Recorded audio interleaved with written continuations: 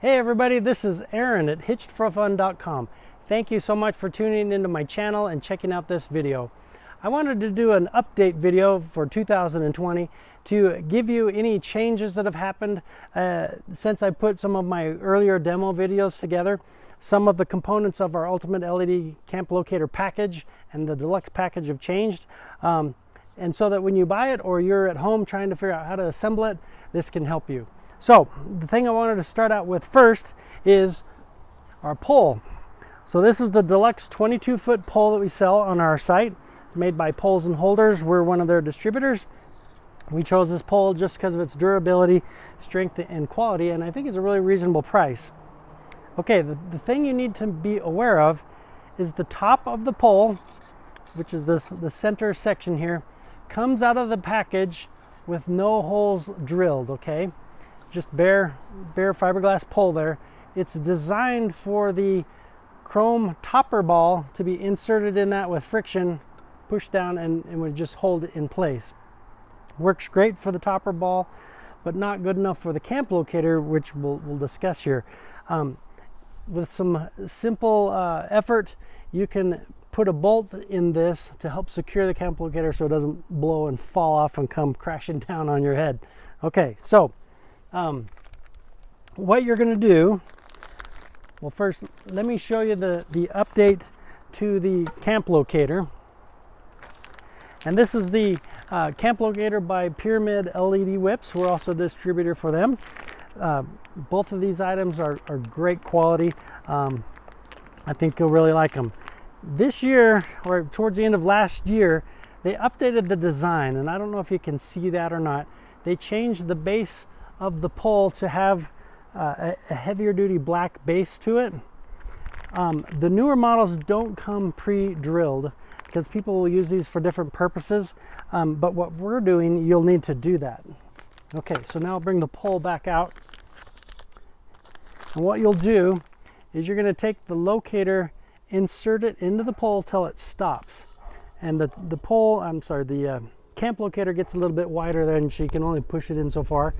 It'll go in about that far, 2.5 inches or so. And what you're going to do is take your 1/4-inch drill bit, drill through the pole with the camp locator in place. It will go through the locator, through the other side of the flagpole and out. Okay.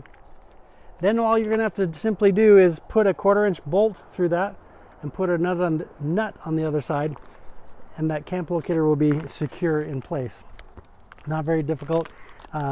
Just a simple little cordless drill, 1/4-inch bit, and presto, you're in business without any trouble. All right, the next thing I want to make you aware of, and I get several questions on this as well, how do I power my camp locator? Great question. Each locator comes with 30 feet of wire.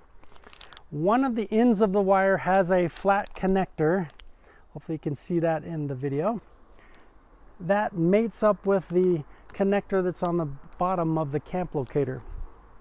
The other end of the wire is just bare. So you've got 2 wires coming out, bare wires. It's impossible for us to know what your setup looks like on your side and how you're going to attach to 12 volts DC power. Some folks will just put alligator clips on the ends of those wires, and they will simply just go into the battery compartment, connect to the battery, and they're up and running in no time. Others don't want to have that wire laying out going under the coach. They want a cleaner look, and hopefully it's something you're going to use on all your campouts, so you'll want more of a permanent setup. So let me give you a couple of ideas. Myself, we have a 39-foot Raptor toy hauler, and in the rear it has a fueling station, and those are great if you've got a toy hauler and that fueling station, because live DC power is run automatically from the battery compartment all the way to the back right to that motor. And so if you're able, you can trace that wire and splice into those hot leads, okay, and come off with a connection for your camp locator. You can put a switch there, a plug there that you could take the wires from this and plug into. that's kind of what I did. I got a waterproof connector I put on the side of my coach, and now I just plugged my camp locator in there after I set it up, and it works terrific. Another source of power at the back of your trailer could be a bed lift. A lot of those bed lifts will have power right up to the switch, the toggle switch that will control the up or down movement of your bed. Splicing into the power leads before that is a potential other source. Some folks that I've seen will have a trailer that also has a hitch to be able to pull another trailer, and lucky to them, there was hot leads wired to that hitch, and so they were able to pull the negative and positive off of that to then run their camp locator. One individual, very smart, got one of those 7-pin trailer plugs and wired it so it had positive leads out. So when he goes up to camp or hooks up at the game, he'll just plug that in at the back of his truck, connect his camp locator right there, boom, and he's got a light show going on for everyone around him. So really, really good idea. Okay, well, those are the main tips, things that you'll need to do and be prepared for. Just like I said, a simple drilling, and buying yourself a $1 bolt and a 10-cent nut, and you're up in business. Okay, I hope this video has helped you, giving you a brief introduction on how to put this together. Please give it a thumbs up and a like, share it with your friends. Feel free to leave a comment in the bottom below, and I'll do my best to reply to those. Or you can send me an email at sales@hitchedforfun.com, and I would be happy to answer your questions. My goal is to help you have fun when you're out recreating with your friends and family, and I hope to see you out there sometime. Thanks a lot. See you later.